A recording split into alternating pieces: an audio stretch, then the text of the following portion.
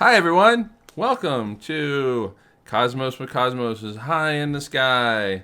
All right. Welcome. We got people on Twitch. And in this, we will be taking a look at the night sky. See what's up there. Woo, woo.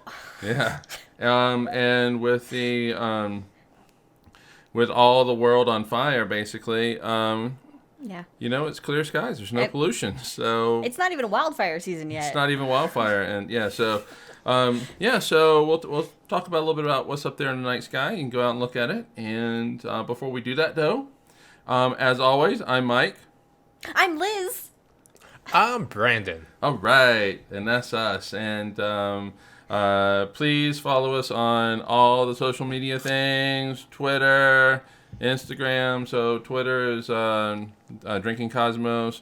Everybody else is Cosmos with Cosmos. So Twitter, Twitch, just follow us, like us on iTunes, listen to us on Spotify, Google, Apple. Because we're Just needy do it as heck. You can also find us, I know I said I was going to do this, but you can also find us on anchor.fm. That's our new hosting site. And when you listen to the podcast, you'll hear a little bit more about anchor.fm later in the show. All right. So as always, we have rules, whether it is high in the sky or whether it is Cosmos with regular Cosmos with Cosmos. Yeah. So, and those rules are: if a dog barks at a leaf, at another dog or whatever, go ahead and take a drink. Another rule is any kind of Star Wars reference, take a drink. Any Lord of the Rings reference, take a drink. So, I like your Middle-earth accent there. all right. All right, let's get into it. All right. And now we have Mike with the astronomy news of the week. Mike, take it away. All right, so we got a few things. We got a bunch of things, actually. So let's talk about the planet that was and then wasn't. Oh, what happened? Yeah, it just literally disappeared. All right, so we're talking about Fomalhaut B. First image by the Hubble Space Telescope in 2004. One of the first, quote unquote, first direct image, quote unquote, exoplanets that are out there. By 2014, it was no longer visible. It had disappeared. I know, right? So, what caused it to disappear? I got an idea. You have an idea. Well, if it was never a planet to begin with, then you would be right. So they think what it was it was the collision of two comet-like bodies that were about 125 miles across, and it was just perfect timing that Hubble was looking at it and saw it, and so it looked like a planet, and everybody was all excited. Man. What are the odds? Those odds are astronomical. Hey, you know what? I like that. I'm going to take a drink for You're that. gonna take a drink now. All right, Yeah. so we all have Well, to take a drink. You can keep drinking because I thought when the planet disappeared, there was some Death Star shenanigans going on. Oh, now which we was have the to take another clear joke to make, guys. It really was. It really was. Hey, I'm just giving the news, man. You should have jumped in with that joke. More like Alderaan B, am I right? Right. So as this collision of debris expanded, it got to where Hubble just couldn't see it anymore, and they think it's about micron size. But also they noticed that when they found it and they plotted it, it was highly elliptical. In fact, so elliptical, it wasn't elliptical. It's actually it's on a path to actually leave the Fomalhaut system. Oh, wow. So, the planet that was and then wasn't.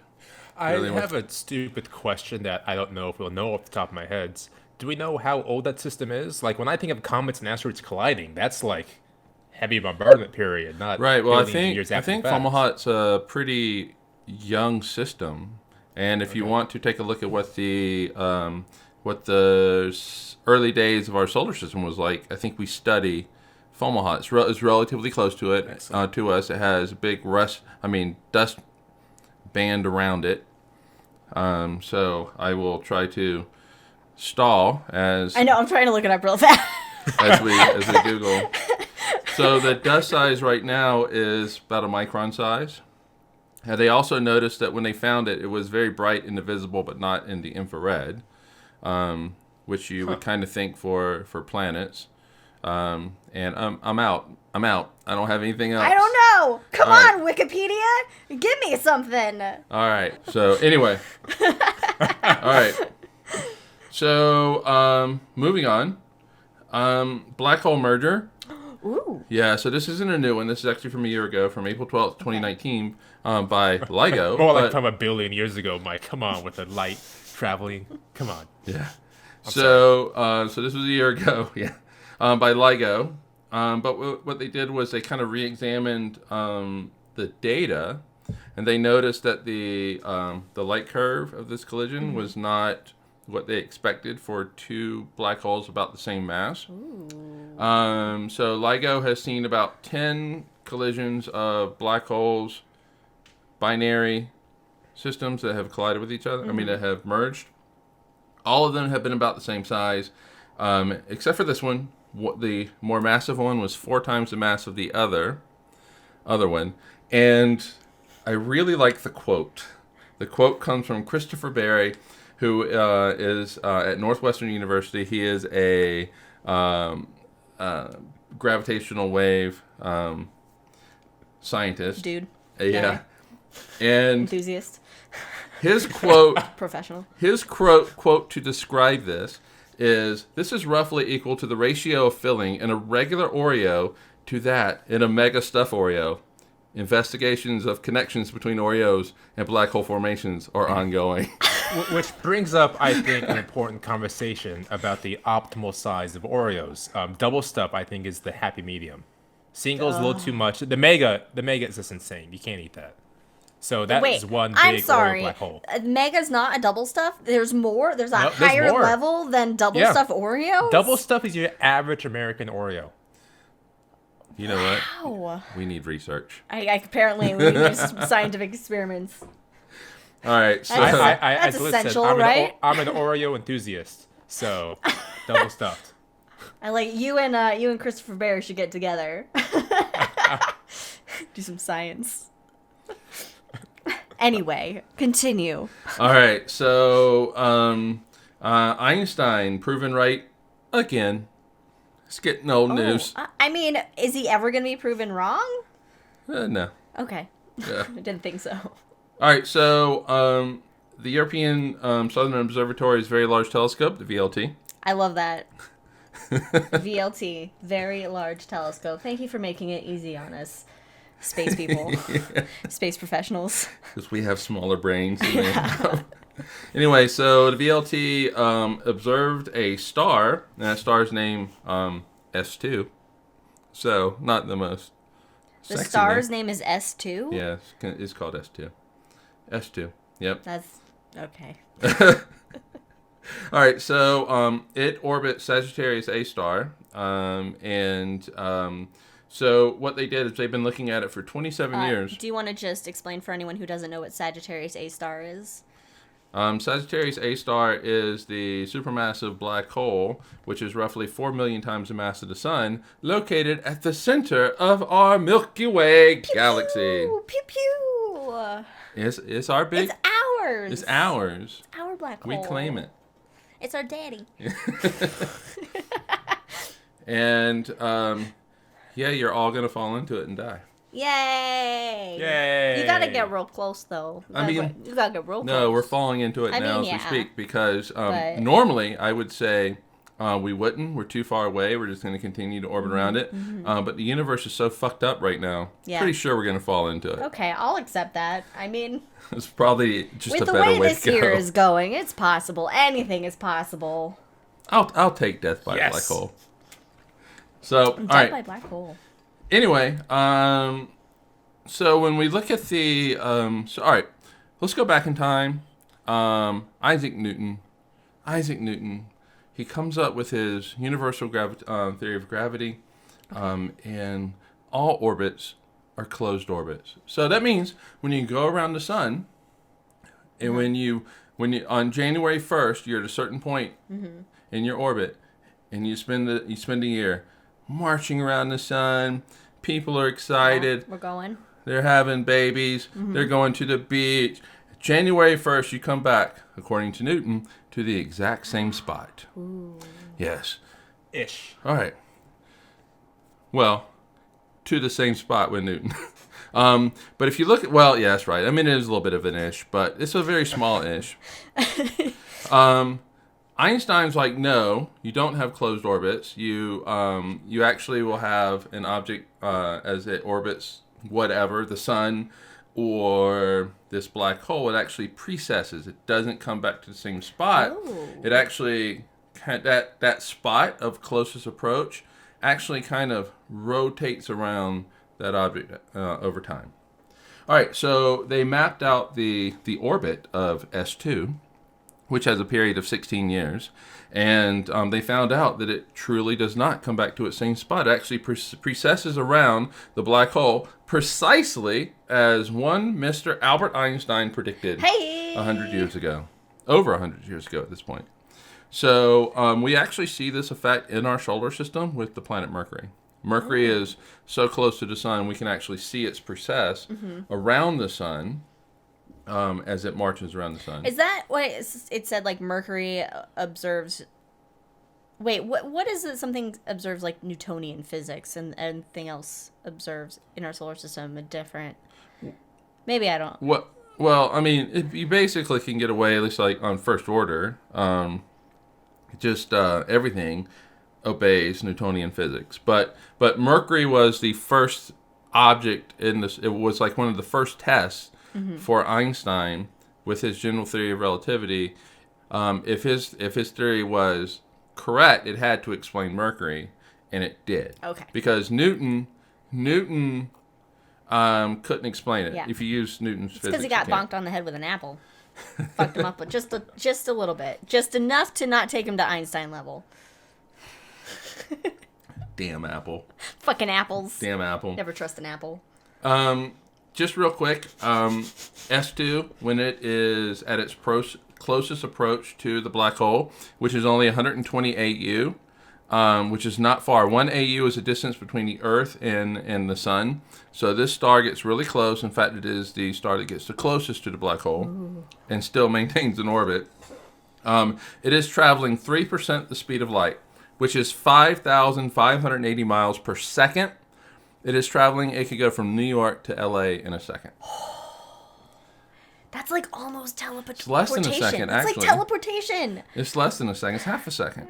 You can get there in about half a second. Wow. Yeah. Take that, bullet train. I know, right? One final one. This is because Hubble is celebrating 30 years in orbit.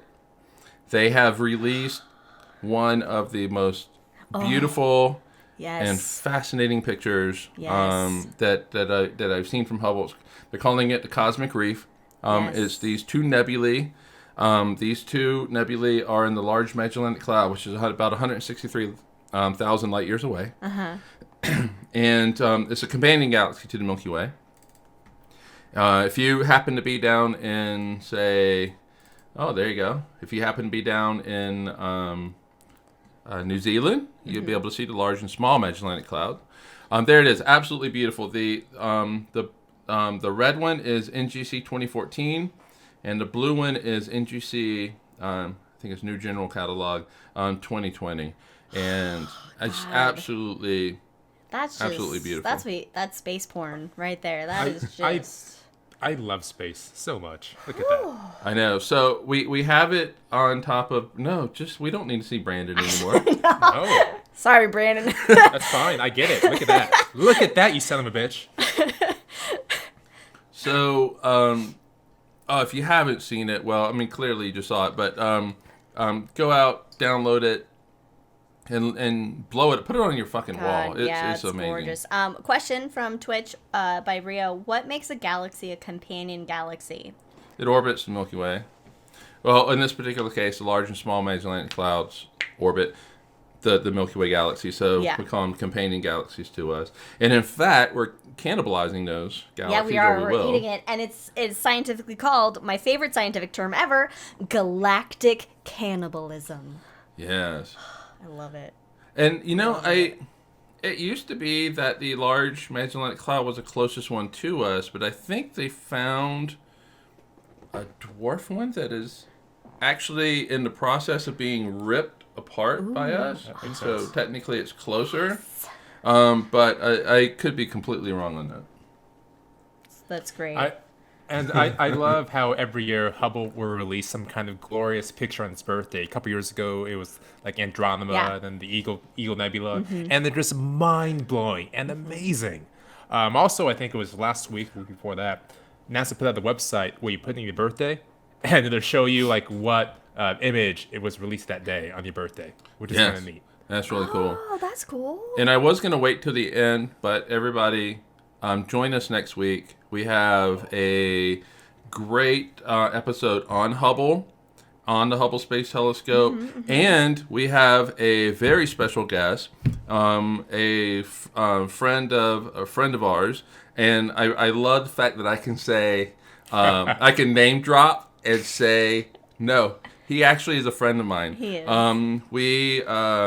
We have actually worked together on presentations in Phoenix. It is Professor Jeff Hester. If you do not know who Professor Jeff Hester is, he is the astronomer that took the incredible Pillars of Creation shot through the Hubble Space Telescope, and he will be joining us on Cosmos with Cosmos next Sunday. I'm so excited.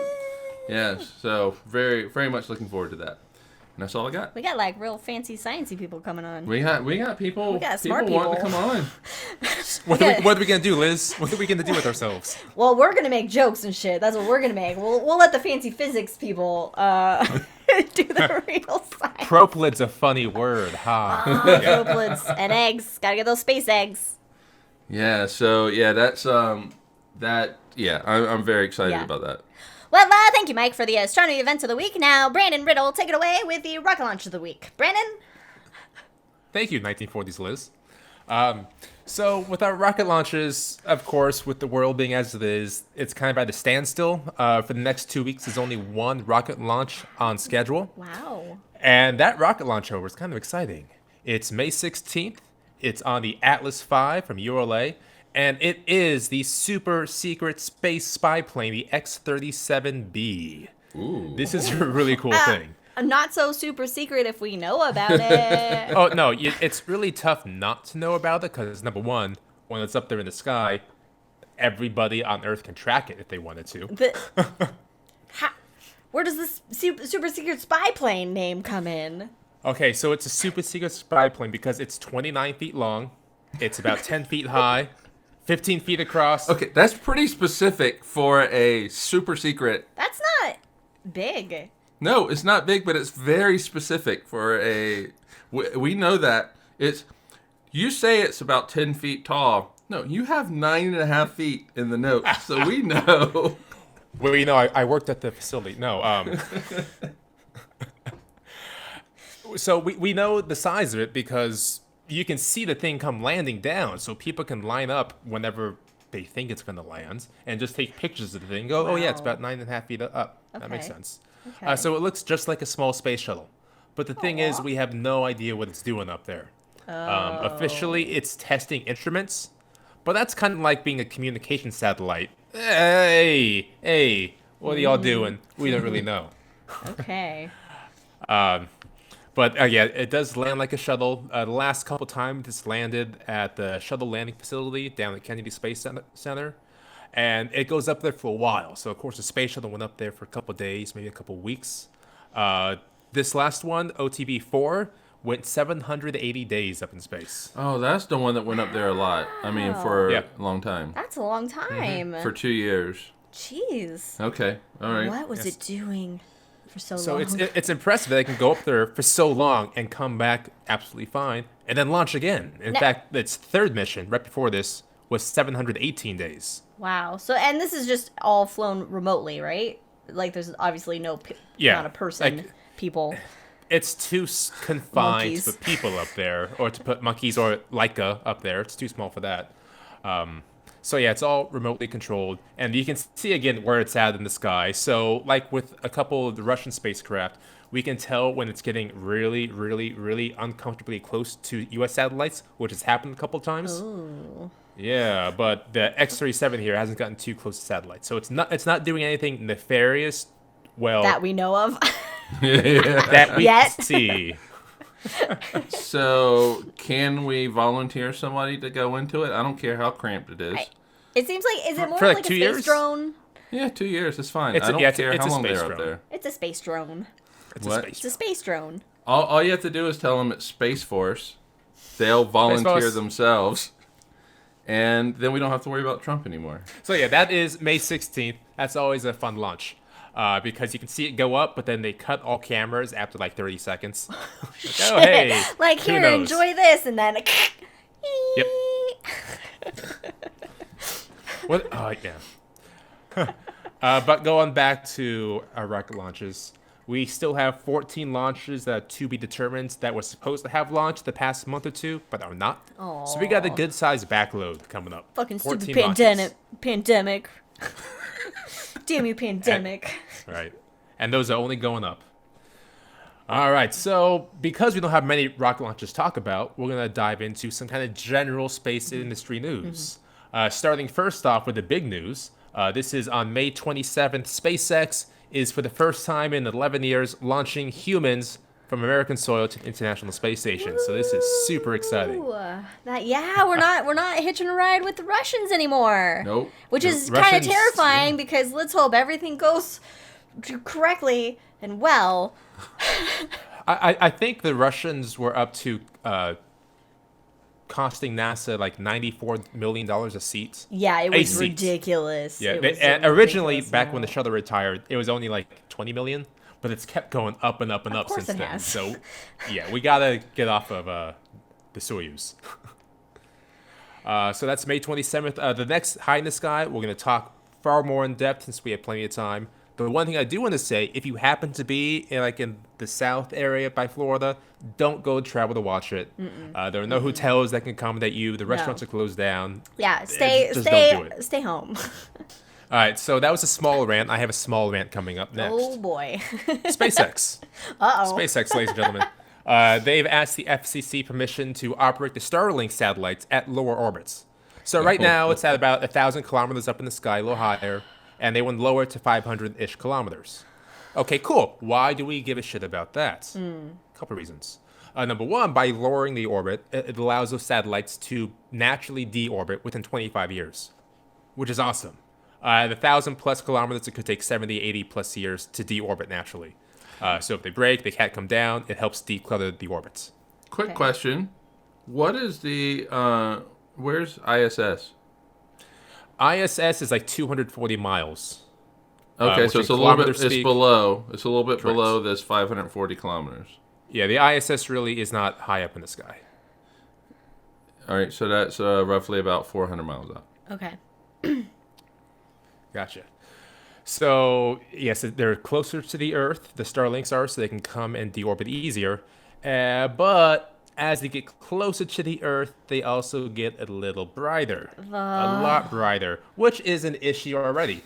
So I've had a couple people already, call me or text me, what's this weird thing I see in the sky? And for ages, I would just say, oh, it's Venus. Don't worry, it's Venus. It's super bright. That's what it is.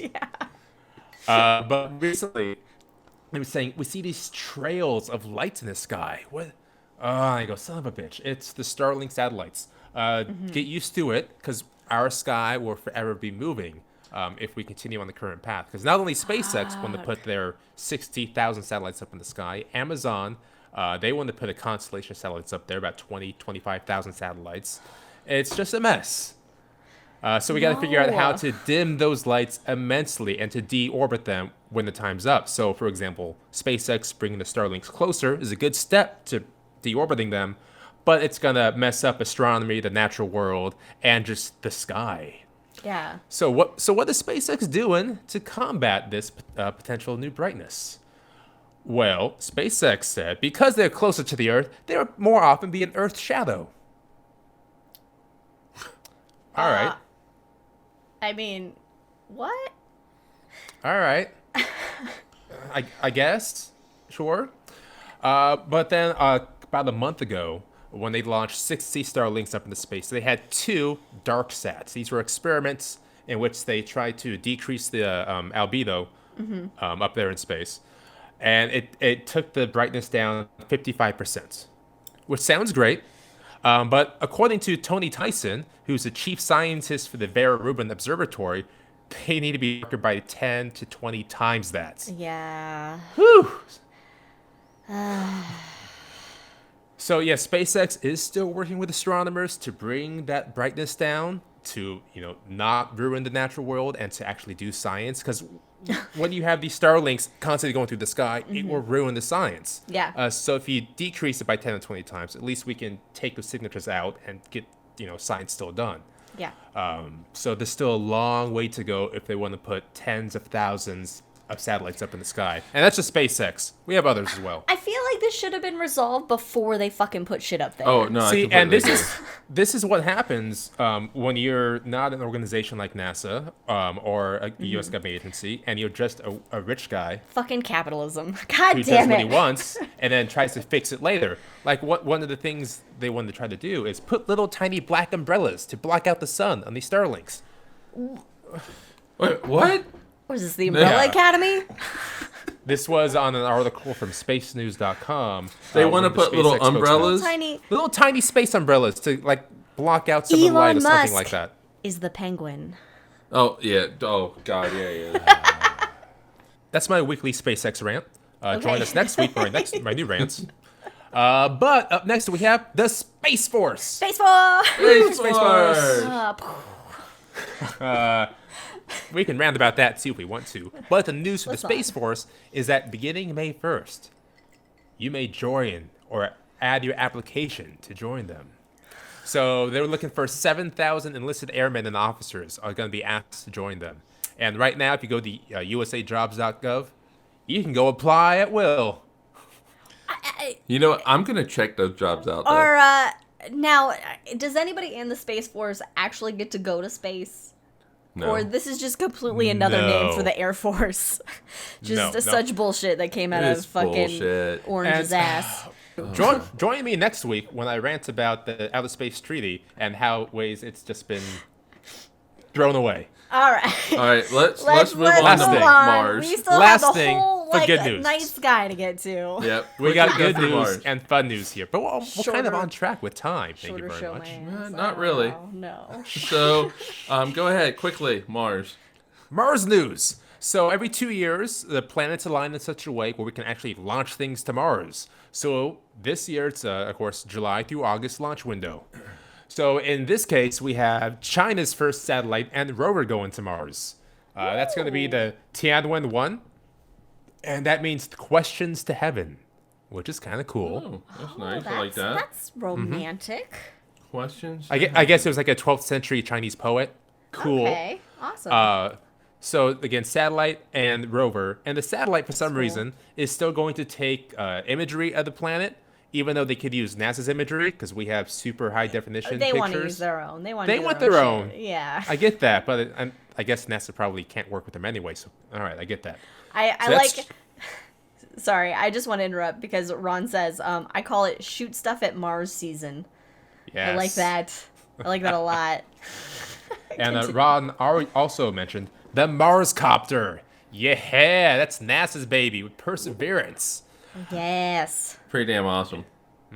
That'll be launching again July, August timeframe, and be landing there's an exact date in 2021. Like even if it launches in like early July or late August, they can still fix it to where it's going to land on this exact day regardless. So that's kind of cool. Oh, science. But when it does land, when this souped up Curiosity lands, it's going to have a flippin' Martian helicopter attached to it, and it's going to be awesome and cool. I really hope, and this is so ridiculous, that I hope, other than the success and awesomeness of this rover, but I hope that there is a competing Sarcastic Perseverance Twitter account to compete with Sarcastic Curiosity rover Twitter account. Brandon's Dibs! making it. Brandon I'm going wants to to talk make to it. Sarcastic over Yes, myself you and guys ask. should have Sarcastic rover Twitter battles. We just All be so right. sassy. All right, one last thing. The UAE is actually going to launch an orbiter as well called Hope. So UAE is going to launch off a Japanese rocket as well, and they'll get there again mid-2021. Nice. So people, we have things to look forward to. Yes. And Perseverance right now is NASA's highest priority mission. So all the stuff they got is being pushed into this because they cannot miss this window. Otherwise, it'll end up like European Space Agency's Rosalind Franklin rover, which was delayed to 2022. Right. So hit the spot. Let's do this. Nice. Yeah, so as much as the world is on fire, there's still Hope. there's still hope. There's Wait. still hope. There's yes. still hope. There I is guess hope. that's Help I me, guess, UAE. You're my only hope.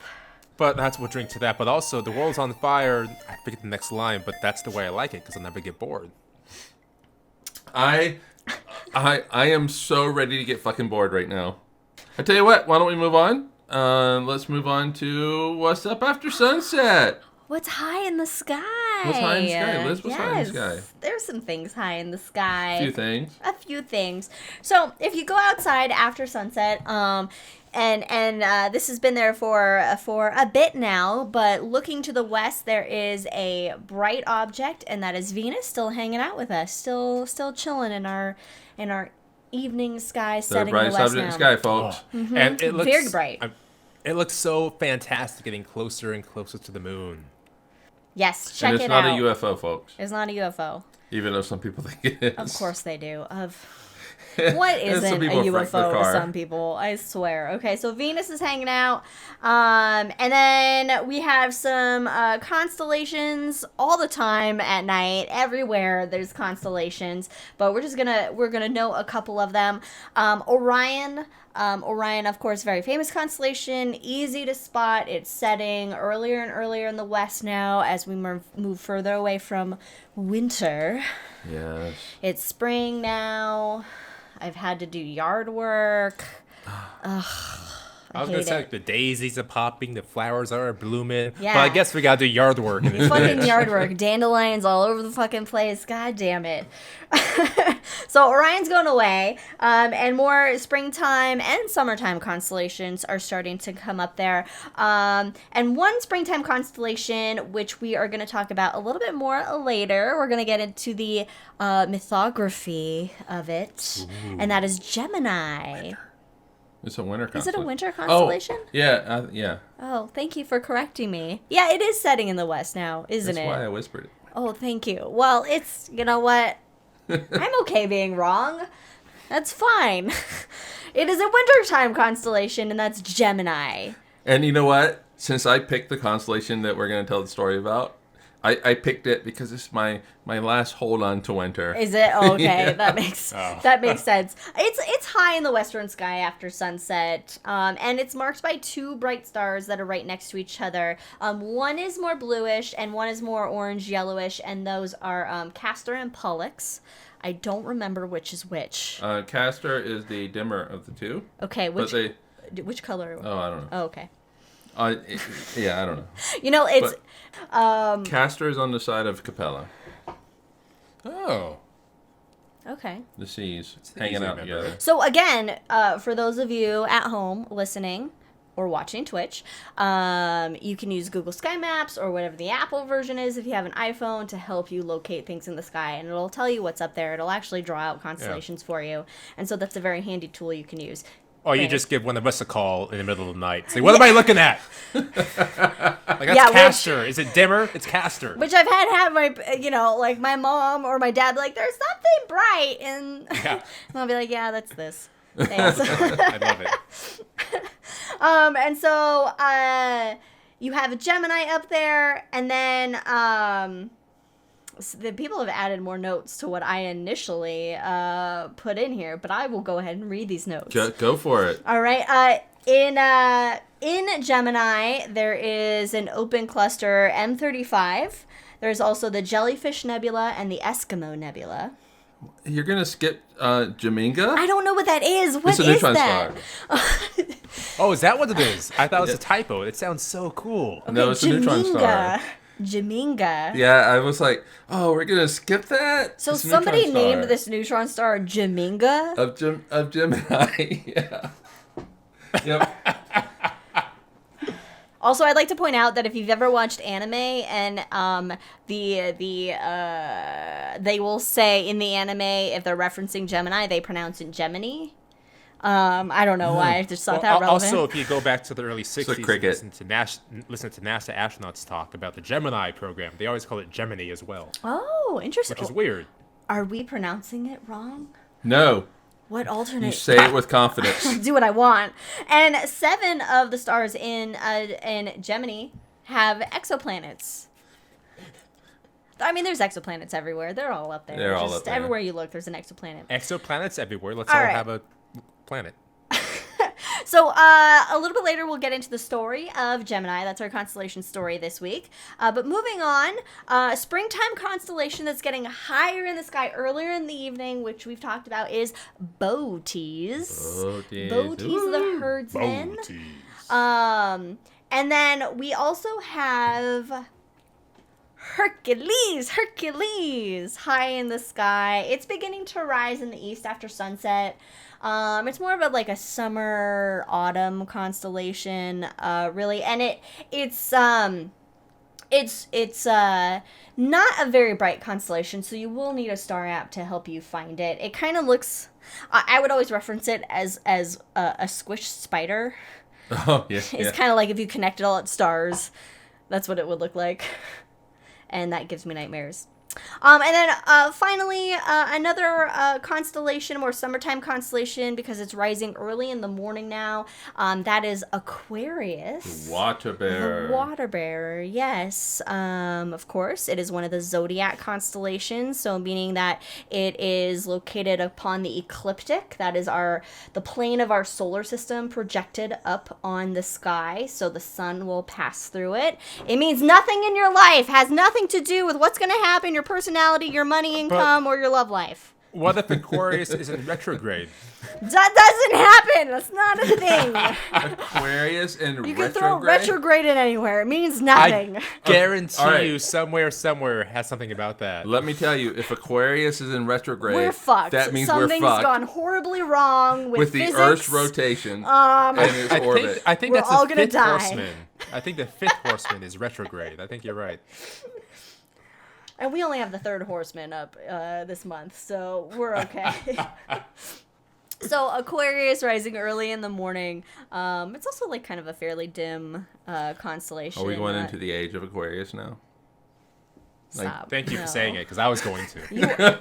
This might be the second show in a row that something regarding Aquarius has been noticed. But there is something later in the month that I'm going to get to that's going to be happening with Aquarius. It kind of, in essence, from its direction, we'll say, but I'll talk about that in a minute. First, I want to get to some notable deep sky objects that you can. Me ranting about astrology should be a series. Yes, it should. Fuck astrology. Yo. You gotta read. Oh, wow. Actually called out one of our half two the people listeners. I work with. I'm sorry. I love you, but stop it. Anyway, the things I get into on All right, chat at so work. what are the notable deep sky objects? Notable deep sky objects in the next couple of weeks are M5. This is a globular cluster. In fact, they're all globular clusters that I'm going to talk about. So these are these kind of very tightly bound ball of stars that are spherical, and they basically orbit the core of our galaxy. And spiral galaxies are known to have globular clusters. So M5, it's located in the constellation of Serpens. This is a very dim constellation in light polluted areas. But you can see this cluster with binoculars or a small telescope. And then the other two are M13 and M92. These are both in the constellation of Hercules. M13 is the larger one, but M92 is pretty impressive. And again, binoculars, small telescope, are these you can see these. So yeah, those are the notable deep sky objects. Now some events coming up for the evening hours. We have the arrival of the third horseman. So that's going to be on May 7th. At 3 3:33 in the morning. Okay, let me just tell you, if something happens at 3:33 in the morning on May 7th. I should have picked May 13th. There's going to be an earthquake in Utah. Oh. Again? Okay, don't even joke about that. There's been too many. There's been too many I lately. don't live in California, and I felt more earthquakes than... All right, anyway, so the horsemen are coming. Yeah, the horsemen are coming. May 7th, there's a full moon, and this full moon is called the flower moon. Oh, lovely. Yeah, so you may have heard that, like, different full moons have like, names with them, like harvest moon and wolf moon, and I don't know what the other ones are. But this one's the flower moon, and so these nomenclatures are derived from Native American and colonial times that they used to help them track seasons. Brandon, would you like to say something? No, I've liked space for a while. You know, I've looked at the moon for quite some time and talked about space as an interest for a long while now. Yeah. I've never heard of flower moon. Or like every month there's some kind of new main moon. I've never heard of before. I know, right? And I haven't heard of flower moon either. I'm sure there's more moons I haven't heard of. But this also actually goes by Mother's Moon, Milk's Moon, corn Mother's planting Milk's moon. Milk's moon? Milk's Moon. I don't know. Maybe that's when the cows are in season for The milk cows are in season? I don't know. What?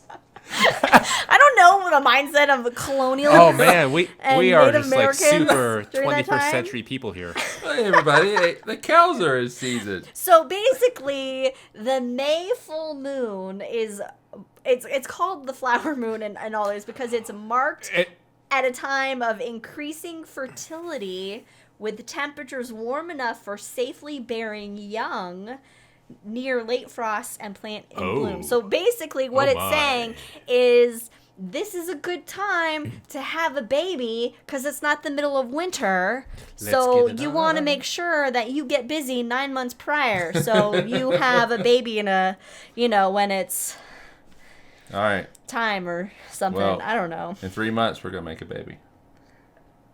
I mean, So good luck with that. You know what really pissed me off about the movie Arrival? Okay. We've all seen the movie Arrival. If you haven't, spoiler. Beautiful movie about It is. linguistics and aliens. That Great soundtrack. soundtrack as well. But at the very end, during the climax of the movie, the Archer guy from Avengers leans in and he says, Hawkeye leans in and says, "Let's make a baby," and it completely ruins the goddamn moment. Yeah. Plus, when are men known to be the ones suggesting to make a baby? Other than you just now. Anyway, so May, it's a fertile season. You got temperatures warming up. It's the Fertile for some. It's the flower moon. You want to hit that flower? It's the Mayflower. The Mayflower. The Mayflower. All right, should we I move love it. to the early morning hours? Yes, if you like waking up early in the morning, then there are And three pina planets. coladas. 3 planets you can still see hanging out in the eastern sky. They are from west to east. Jupiter, Jupes, the brightest one. Jupes. Followed by Saturn. Followed by a reddish one, Mars, god of war. So there'll be a nice line there. And then an exciting event that's best to see in the early morning hours coming up May 6th through 7th. This is a meteor shower. The Eta Aquarids. This is where Aquarius comes back into play. So this meteor shower, it'll appear to be coming from the direction of Aquarius, specifically named after the brightest star in Aquarius, Eta Aquarid. Eta? Eta? Yeah, it was Ada. Eta. And this meteor shower is actually one of 2 that is created by Comet Halley. Right. Yeah, so we're basically passing through its tail. These particles get burnt up in our atmosphere, causing these streaks of light to go across. What's the other one? Meteor shower. I don't know, Mike. I didn't look that up. Do you see it in the notes anywhere? Yeah, I do. This creates the Orion meteor shower, Oh, which peaks it around is. October 20th. It is in the notes. It is. I was giving you a fucking softball question. This is my second It drink. is right there. Don't ask me questions. I also like how it was Comet Haley. Like, wait, Comet Haley, what? No, I really should have said Haley's comment. All right. Anyway, so yes, Mike, it's the Orionids. Is the other God. meteor shower on October 20th. in October. Orionids. Cool. Orionids. Okay. All right. Anyway. I see you. Anyway, for the Aquanid, The Aquarius. Aquarids. There's about 10 to 20 meters per hour, so it's not like a super fancy show.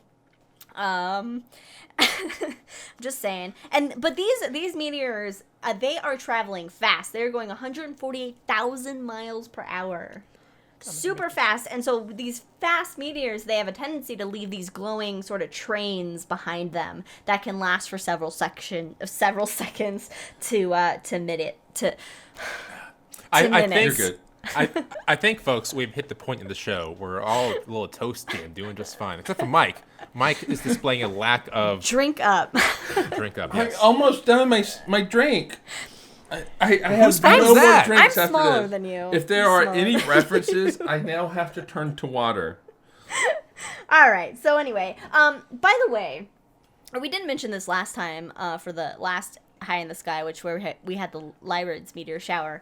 But the best way to view a meteor shower is in the early morning hours, after midnight usually. Go outside and get something warm and lay down on the ground and just look up. Like, don't look in the direction of Aquarius because you're actually You're gonna miss it. Yeah, you're actually gonna miss it. You're gonna see more if you're just looking straight up at the sky. And I also want to point out as well don't expect to see them immediately. Give your eyes a couple minutes to adjust to the dark, and then you'll see much more. Yes, you definitely and need to have your the best time adjust. to go out is after midnight. Yeah, I said that. And if you see yeah. a line of light in the sky throughout It's the Starlink. horizon, that's a Starlink, ladies and gentlemen, and that's bullshit. Starlink fucking up every meteor shower near you. All right. Well, Starlink. thank you. All right.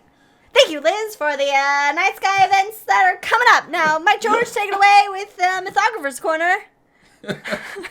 All right. So, like I said earlier, I got to pick the constellation, and it was Gemini, and it really was like, oh, I really want to hold on to winter a little bit longer. And so I picked Gemini. It's up for the 2 weeks, so we're gonna talk about. I didn't say this, but what do people know Gemini as? Which is another zodiac constellation. It's known as twins.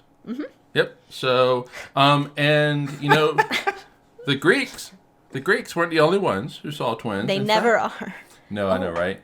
Our first idea of twins came from India. Oh wow! Yeah. I didn't know that. Yep. So about 6,000 years ago, it was known as Aswin, the twin horsemen of the dawn. So, but the concept of twins did not stay there. Oh. It moved. Yes, it moved from India to Persia, and then from Persia to Greece, then to Rome, and then to the rest of It's Europe. like And then the to beacons the are lit. world. The beacons are lit. Gondor has called for aid. And Rohan, and Castor will answer. Sorry, Mike, you gotta get that. All right, so India sees it as the twin horsemen of the dawn. Babylonia also called it the Great Twins, and I'm going to butcher this, Just confidence. but with confidence. So Meslentea You got it. and Lugalira. Lugalira! You got it. All right, so these are known as the one who has arisen from the underworld. I like how it says it's the Gandalf. one, but there are fucking two of them. Yeah. But anyway, it's the one who has arisen from the underworld. It's associated with Nergal, which is the god of plague, and pestilence, which was the trump of the time in Babylonia. Why does Nurgle sound so incredibly familiar? That's what Nergal. Mars was called. Nergal That's is... a Babylonian name for Mars. It is. Yes. Oh, that's what it was. Yeah. Yes. But the story that we all kind of associate with the twins, of course, is is the Greek story. So let's go to ancient Greece. It was known as Dioscuri, which was sons of Zeus. Interestingly enough, only one of them was. But I mean, they're all sons of Zeus. He fucked everything. He fucked everything You know and everyone. We're gonna get to that. Okay. Here in a moment. I'm excited. All right, so first kind of cataloged by Ptolemy, the Greek astronomer in the 2nd century. Basically, the twins for Greece, for Gemini are Castor and Pollux, also known as Polydeuces. We're gonna call them Pollux. Polydeuces? Polydeuces? Dude, bro. Oh, I just took took a I just took a polydeuce, man. All right, but anyway, we're gonna call them Pollux. Wait, no. Polydeuces. I just want to say that's probably what Ron and Harry and Hermione did after they took the polyjuice potions. We may continue now. All right, so Castor and Pollux were brothers. Castor was mortal, and Pollux was immortal. That's right. Castor and Pollux, very close brothers. Yeah. They grew up in the households of Tyndareus and Leda, very close. Go on all kinds of adventures together as kids and even as grown-ups. Castor, Harry and Pippin. But brothers. Castor and Pollux, both very smart kids. Now I have to take a drink. Yeah, I'm out of real drink. It's gone. Beautiful sound effect. You're welcome. Yep. All right, so I'm All very right. confused already. Let's continue. Yeah. All right, so Castor and Pollux, they grow up together, very close to each other. A lot of brothers aren't. But anyway, they are. Castor is known as a great herdsman and really awesome at fencing, which is not exactly the Greek I was gonna say sword play that I think about. No, I thought fencing would have. When I think of ancient Greek swordplay, it means something else. That's called guys, that's called a mentorship. Thank you, Liz. That's actually solid. That was well done. You're welcome. So we're gonna say just sword play because I think of like fencing as a French thing, but the musketeers. Yeah. But anyway, so Pollux was really good at boxing. He was a boxer. Oh, okay. All right. But like I said, they go on many adventures together. They were part of Jason's crew of Argonauts Oh, okay. and trying to get that golden fleece. Yep. Get it. So there are a couple of stories that are really kind of associated with them in this quest to get the Golden Fleece. So a great storm came. It was going to just end this adventure, this quest. But these two stars appeared over Castor and Pollux, and everything kind of calmed down from that. A very Jesus moment for them. But anyway, so because of that, and because the storm calmed, Castor and Pollux are known as the protector of sailors now. And they're also associated with St. Elmo's fire, which is a good omen for sailors. Yes, indeed. I thought that When was just like an somebody's called 80s TV show or something. What? I thought that was just like an 80s it was TV show, St. Elmo's Fire. No, it was a movie. Wasn't it it a a movie? movie? Had Was Rob Robert Lowe. Downey- or Had was the it Rob Lowe? second Okay. version of the Brat Pack in it. Yeah. So it had Rob Lowe and all those, everybody in it. Oh. It's from the 80s. Yeah. What are the 80s? Shut up. I'm still living 90s, my baby. 20s, man. I got a few more months. Jesus. Let me have this. But also in the adventures of the Argonauts, Amicus. Isn't that like an insurance company? But anyway, Amicus was the son of Poseidon, the ruler of Asia Minor. He would not let Jason and everybody leave Asia Minor until they got into a boxing match. Fucking men. Jesus. I know, right? Testosterone. So since Pollux was really good at boxing and immortal, he basically could. I would say he doesn't even have to be good at boxing. He basically just kicked Amika's ass, and they went on their way. All right. But the end of the story does not end with Jason and the Argonauts. The end of the story doesn't end. I'm intrigued. No. There's more to the Never-ending story. story. Hurry! Oh, La, whoa. la, la, But la. it is about ready to end. Okay. All right. So anyway, there are different versions to this story, but I like this one. Okay. This is the one I like. It's generally about who likes what as I what know, gets right? retold, right? So Castor and Pollux fell madly in love with these beautiful sisters. They go by the name of Phoebe, and Hilaire. Well, because, of course, Phoebe's immortal. That makes sense. Yeah. But they were Anyone? already Okay. betrothed to two brothers. Two twins, in fact. What are the chances? Yeah, I know, right? Named Idas and Lynceus, who were also Argonauts. So they've already been on adventures. So Castor and Castor Pollux knew Pollux. these guys. They knew them. So Castor and Pollux, they Whoa. hatched this plan. They hatched this plan. They're like, you know what? We really want these two women. So they snatch them up and they carry them off. And they are pursued. They're pursued by Idas and Lynceus. Day and night, they're pursued. Well, they eventually catch them. I mean, because, all stories, you get caught. Mm-hmm. So they get caught. And there's this big-ass fucking fight over these two women. And Idas stabs Castor.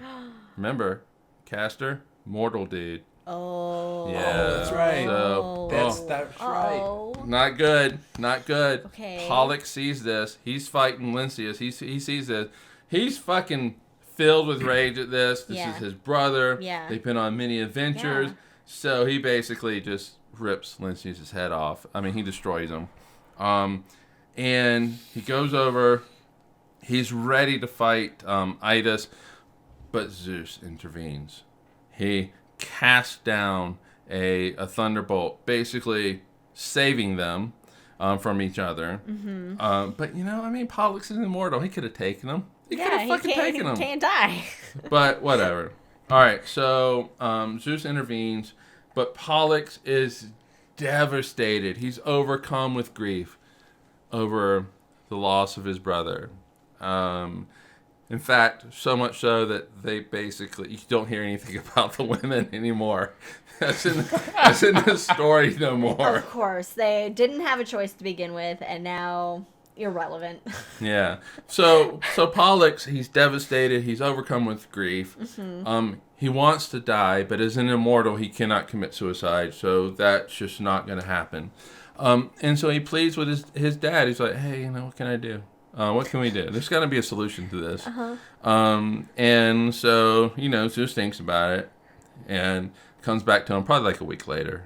And he says, you know what? I have a solution.